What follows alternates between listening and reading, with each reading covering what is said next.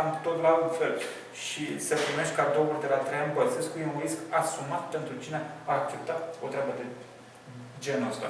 Când vine principalul tău adversar și tu deja îl spulberi și îl faci praf și ești mai, spui tu că sondajele spun că ești mai bun și îți face un dar de genul ăsta, chiar dacă ar fi ceva de bun simț în el, e bine să fugi și să nu accepti o treabă de genul ăsta. Să te ferești de darurile grecilor, nu? Nu zice că Băsescu e grec, dar e grecul de serviciu din țara asta. Și manifestările sale sunt, aș spune, ale unui actor care joacă foarte bine piesa, știe ceea ce trebuie să vândă ca un public, știe ceea ce acceptă, întreține o seamă de...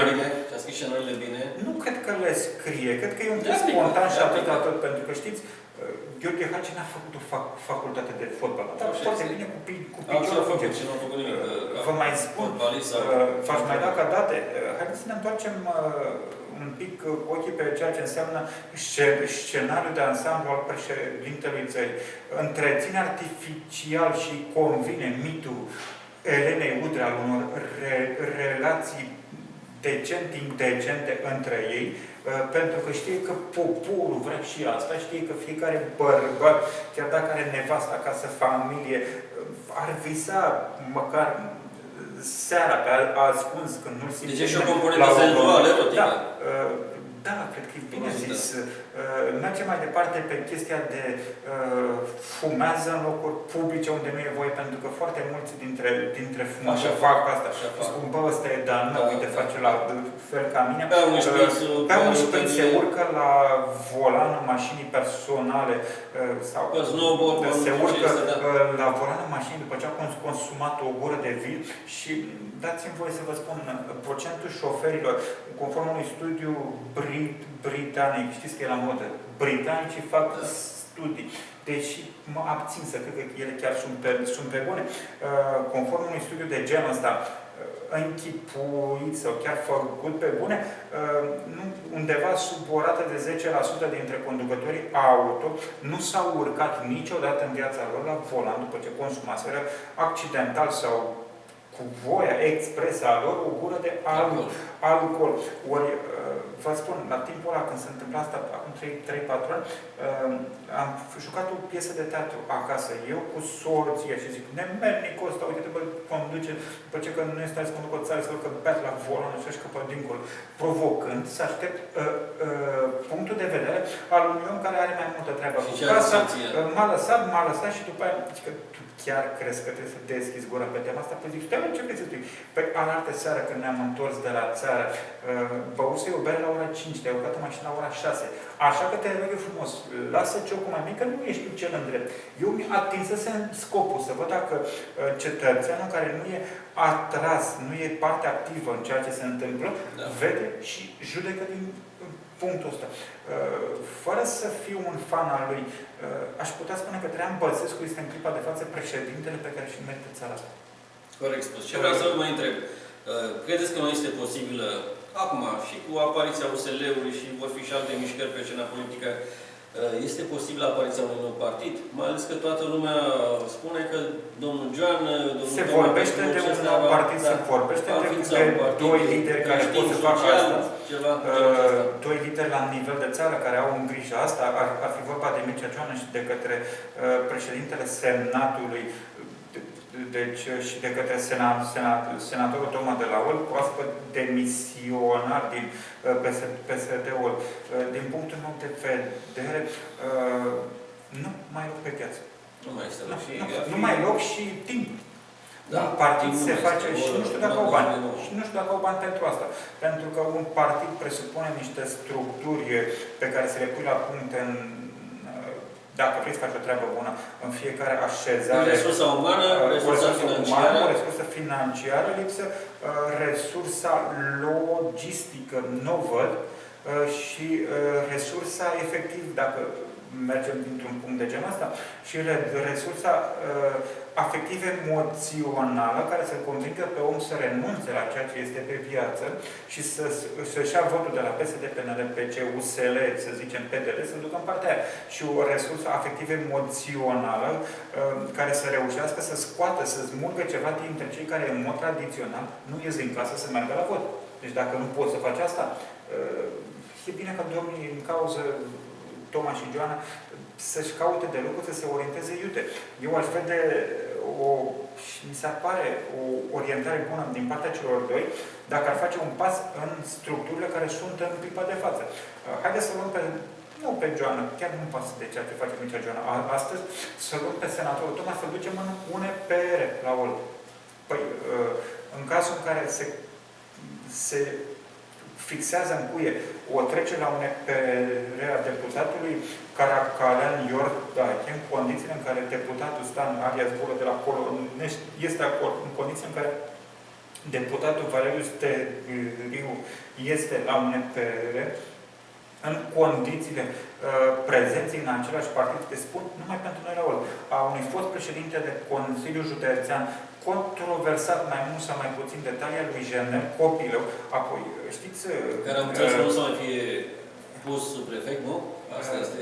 Da, se pare că da, până la urmă. Știu că și-a luat un loc de muncă de auditor pe la primăria Balș, pentru a deveni funcționar public, fiind doar o treaptă. Un partid de genul ăsta la OLT ar putea emite pretenții să devină după 2012 prima forță politică a OLT-ului. Deci, ceea ce gândește în clipa de față, dacă o gândi ceva de genul ăsta, senatorul Toma, mi se pare pierdere de energie, ceea ce v-am zis numai cu vreo câteva clipe, și aflarea vântului întreabă. Nu mai rău. Pentru că locul celor care gândesc emoțional pe zona de să-i pedepsesc pe toți, că toți au mai fost, se duc spre Partidul Poporului, care, dați-mi voie, nu mai lasă loc pentru altul. Pe partea asta. Merge pe zona omului de cultură medie sau submedie, pe zona omului care vrea să afle mai degrabă, nu ceea ce se întâmplă în Parlament la o dezbatere, ci vrea să afle unde e Bogdan Mitu Mortu de la Cernavodă mai nou. Merge pe o zonă unde, cum să vă zic, e atâta pământ fertil încât numai să semeni la suprafață, fără să mai dai cu grapa, te poți aștepta la o recoltă cel puțin bună și cu niște costuri mici.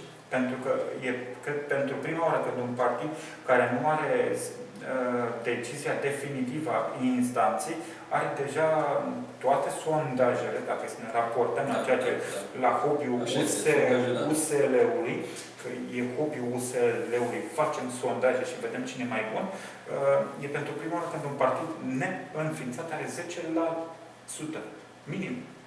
Și în cazul ăsta, știți, în cazul ăsta, nu văd unde să mai vină altul. Așa este. Și se pare că Partidul ăsta al Poporului este singurul care din 2004 încoace, nu mai e un studiu făcut de nimeni, asta este o constatare care mi aparține, care vine și face o breșă într-o zonă ciudată, o zonă a celor care n-au ieșit din 90 sau din 92 până acum la vot. Am înțeles. Despre asta vreau să vă întreb, că discutăm despre partide, despre USL, despre Partidul Poporului, dar nu, haideți să discutăm un pic și despre cetățean. Ce părere aveți că e din ce în ce mai multă lume și se vede cu ochiul liber, zic eu, faptul că sunt din ce în ce mai săraci acești oameni și o duc din ce în ce mai greu. Și cu toate acestea, când sunt anumite manifestări prin care își pot exprima această nemulțumirea față de guvernare, nu participă, nu ies din casă. Recent știți bine, că abia au reușit câteva mii de... Vă spun, sunt de acord cu cei care nu ies din casă. Pentru că atâta timp cât mișcarea sindicală din țara asta este falimentară, este coruptă, putredă, până în măduva oaselor. Și ideea de mișcare sindicală sună a parvenitismul unei clici restrânse care se îmbogățește de pe seama celor mulți, oamenii au tot dreptul să nu mai iasă din casă. Arătați-mi o mână de sau umpleți-mi un microbuz de capacitate mică cu la maxim cu lider de sindicat cu putere din țara asta, împotriva cărora nimeni să nu poată să salte piatra. Și o să constatați că nu aveți pe cine să puneți în ea. Ori atâta timp cât acțiunile de protest sunt făcute de către structuri însăși de o probitate îndoielnică, oamenii au dreptul să nu iasă din casă. Mergem mai departe. Manipularea subversivă care se face din inconștient în poporul român, din inconștient spun că, pentru că n-aș vrea să cred că cineva face pe bune treaba asta. Vine dintr-o zonă foarte ciudată. O masă de manevră mică care să iasă la vot și cei mulți să stea în casă, o cumperi foarte ușor. O manevrezi cum vrei și decizi tu, cel care ai un scop al tău, personal, dat în timp, cum te dai capul. Când oamenii ies într-o cantitate, putem să vorbim de cantități de oameni, hai să zicem că da, când se iese într-o cifră mare la vot, nu mai ai posibilitatea să-i cumperi cu tradiționalul ulei, zahăr, plasă, geacă, pix și ceea ce se mai dă. Lipsa de educație civică, sau nu, cred că putem să fim mai scurți, chiar dacă mai doi, un popor neinformat e ușor de condus. Neinformat și needucat civic. Și needucat civic. Îl faci pe om să, dacă îl ții pe om în lesă și nu-l faci să priceapă că are drepturi, că practic el este plătitor de impozite și taxe și că are tot dreptul să oprească pe stradă, pe polițist, pe primar, pe cel care, pe finanțist, pe cel pentru care el își ia de la gură să-l finanțeze, să-și facă treaba, e mai bine să nu știe care are drepturile de genul ăsta. Asta e în banca lui Comite acolo și să... Masa de manevră cu cât e mai mică, cu atât sunt costuri mai mici să te duci pe unde vrei. Deci, sunt lucruri care, la un moment dat, cred că totuși ar fi de căutat și întors pe toate fețele, dar mergând și într-o vină colectivă, într-o vină a sistemului de promovare a valorilor în țara asta. Mi se pare impardonabil ca un copil din clasele 5-8 să învețe despre toți sfinții de pe toate calendarele la o oră de religie, cu nevasta unui popă care are și o catedră, să ia și o pâine, pentru că trebuie și Coana Priodeasă să aibă o pâine de câștigat, fără să înveți noțiunile de bază, că forța lui Dumnezeu e în capacitatea ta de a face bine, de a fi bun cu cei din preajmă și lasă, numai dacă el mai vrea mai departe să se ducă într-o altă zonă, numai dacă el vrea să se ducă mai departe într-o altă zonă, să-l faci să intre în tainele unui studiu de genul ăsta. Ori orele care se consumă pe învățătura Sfinților Macarie, Nectarie și toți cei care sunt de pe Ambrozie, sunt ore care ar trebui duse în educație civică, și o educație civică paletizată de la clasele 1 până la clasa 12, aș face diplomă aș face materie de trecere în clasa 9, a 10, cum o fi reforma, o materie de bacalaureat, educație civică, unde să înveți că ești cetățean, ai obligații, drepturi, unde să ți se predea ceea ce, iarăși mi se pare de neluat în seama că se face cu bună știință. Noi suntem o țară în care numărul de morți de pe șosele este atât de mare încât războaile din Asia Mică, unde se împușcă unii cu alții pe la colț de casă, mai puține victime ca la noi. Ori în cazul ăsta mi se pare în mod normal ca de la grădiniță să învăț ce e strada, care sunt drepturile lui față de ea, care sunt pârghile pe care le poți folosi. Chiar să fac și o educație mascată, pentru că fiecare tânăr vrea să aibă permis, să fie șofer, o educație de bun simț atunci când vei fi mai mare, când termini școala și o să fii șofer, ce ai voie și ce nu ai voie să faci. Deci, decât sfinții pe care mi predă Coana Priodeasă, cred că mai degrabă se poate face asta. Sau poate că punctul meu nu e cel mai bun, dar vin dintr-o lume practică, dintr-o lume unde lucrurile nu se văd așa cum le pun unii și alții. Am înțeles. Dragi prieteni, emisiunea noastră se apropie de sfârșit. Nu putem încheia